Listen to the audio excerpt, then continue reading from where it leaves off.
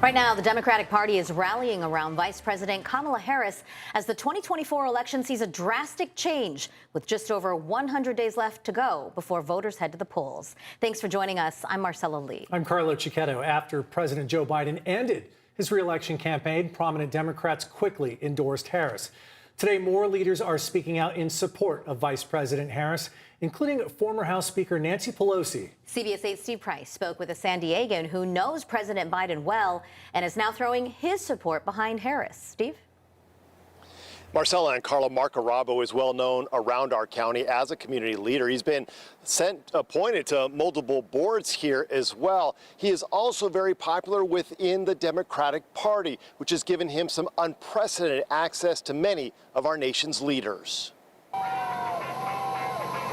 I love President Biden. I know the family. I know the president. He's a friend. He's a patriot. Mark Arabo has known Joe Biden for years before he became president, has had him over to his house. He has a heart of gold.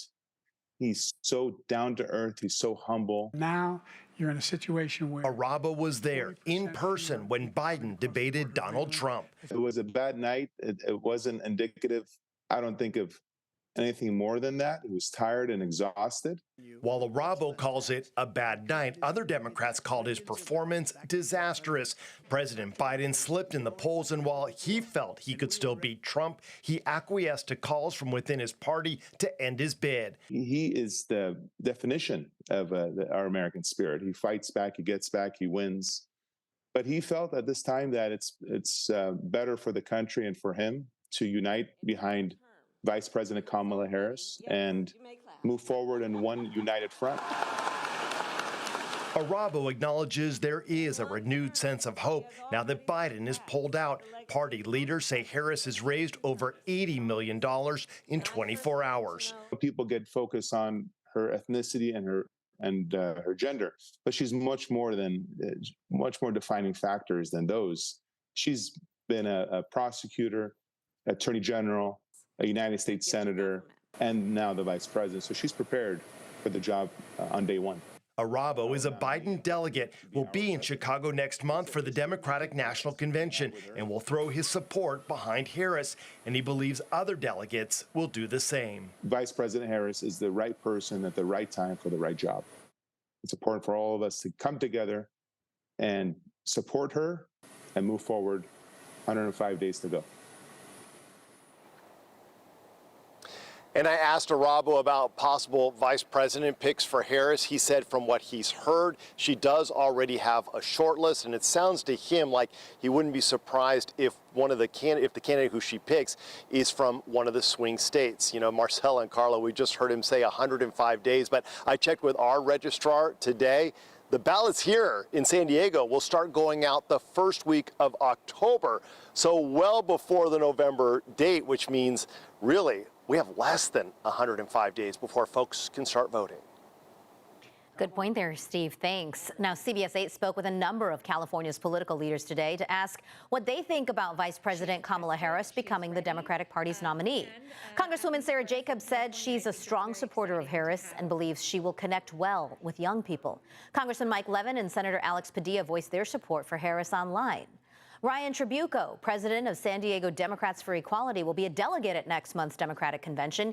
He said he fully backs Harris and thinks it would be tough for another candidate to step into this race.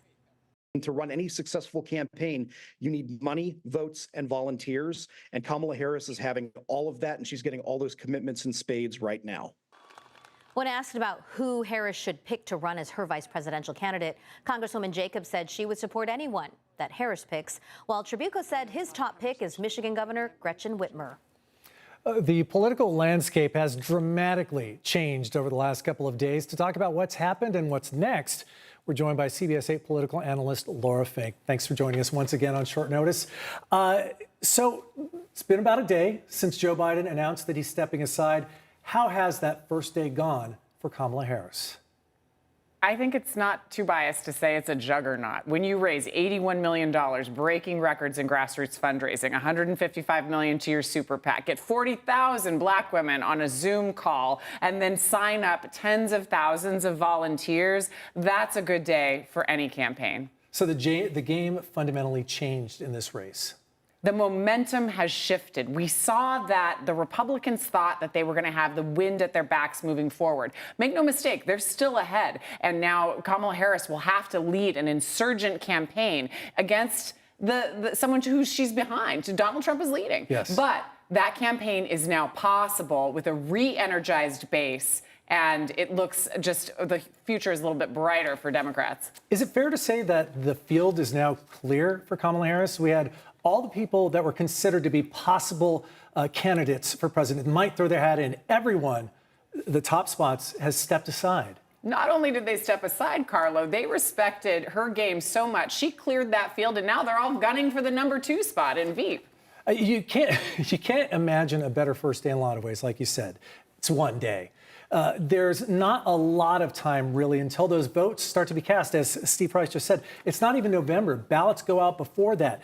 Does she have enough time to win over voters? Maybe the people out there who aren't familiar with her, or people who have a bad opinion of her right now. Carlo, here is you bring up an excellent point. The next phase, after uniting the party behind her and securing the nomination, you've got to define yourself. A lot of voters may know her name, but they don't know a lot about her. Now, there's going to be a race to define her because, of course, she's going to want to put forward it's the prosecutor against the felon. She has her long experience and leadership as both the VP and as the Attorney General, as we know, in our state of California. Now, the Republicans are going to strike fast to define her as well. They want to define her as a little bit too woke, ineffective on the border. They're going to try to define her in voters' minds before she can. So that's the race in the next several weeks. And that's the biggest weak spot, so to speak, for her right now, is that immigration is such a hot button that this is something that Republicans have been hammering. They're going to go right after her on that specifically. Now, that was always going to be a central issue in the campaign, and Joe Biden was going to have to contend with it. But because she was in charge of it, as you know, and was leading delegations down to South America, they're going to be able to talk about that perhaps even more. What is Donald Trump and J.D. Vance, what are they going to do next? Because right now there doesn't seem to be a cohesive reaction other than the one thing, going after immigration. Well, I think they're scrambling right now because they had counted on Joe Biden at the top of the ticket. So I think while they are prepared to come out against Kamala Harris, their entire campaign, it's like moving a cruise ship to steer that and all of the messaging but they are out with a few ads. So they got money to spend. So look for their moves in the next few weeks. And they're spending it now. CBS 8 political analyst Laura Fink, thanks for joining us again. We're going to talk a lot in the next few weeks, I'm Looking sure. forward to it. Marcella? Oh. Make sure to follow us online for the latest breaking news on the 2024 election. You can go to our website, cbs8.com, follow us on social media, or download the CBS 8 app. Now to our other top stories tonight. The man accused of stalking a woman for months and beating her to death is now on trial for her murder. The state's prosecution said today that law enforcement failed to protect the victim. CBS 8's Anna Laurel joins us live from the downtown courthouse. Anna, what did you hear inside the courtroom today? Marcella, wow, a lot of really intense, very sad, a tragic testimony. A neighbor testified that the accused killer had been coming to the victim's condo for 20 years, harassing her and even becoming violent. Other neighbors told us they called 911 multiple times the night that she was killed. They were afraid by what they were hearing and seeing, yet no one saved her. It was not a quick death, nor a gentle one. Today, attorneys started to paint the picture of what happened the night Connie Dodka died in 2022. We'll hear about all the injuries she suffered, the beating she endured, and the eventual hemorrhage in her brain that she died of from blunt force trauma at the hands of this man. Prosecutors say Parrish Chambers beat Connie to death inside her condo. The defense says Parrish was blacked out drunk, describing him and Connie as a couple that smoked meth and had sex together the night she died. He does not remember banging on Connie's door and yelling in the courtyard. He does not remember breaking the glass, and he does not remember the altercation. But the night Connie died is not the first time Parrish had been at her condo. One neighbor testified he'd harassed her for years, would bang on her door for hours, and was violent. And he went for her throat, and she was trying to get away, being so much smaller. She couldn't. He was trying to choke her. We saw numerous videos from neighbors' surveillance videos. One shows police taking pictures of Connie. They say Parrish attacked her. You can see her bruises. Other videos show the hours leading up to the night Connie died. Parrish walking around her building, yelling to get in, and finally, he did. He was running around the unit, seemed like back and forth, almost like he was chasing somebody. And I heard what sounded like objects being thrown around. That neighbor says she called 911 4 times, but by the time police arrived, Connie's condo was quiet, and they left. The next morning, officers found Connie dead. But perhaps the most powerful testimony came from Connie herself, from a 911 call she made when Parrish attacked her months before her death.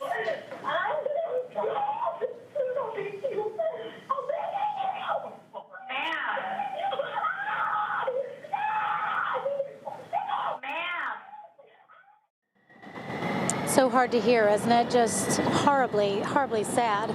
Now, instead of acting on all those calls, those 911 calls that neighbors made, police arrived to Connie's condo 2 hours after the first 911 calls.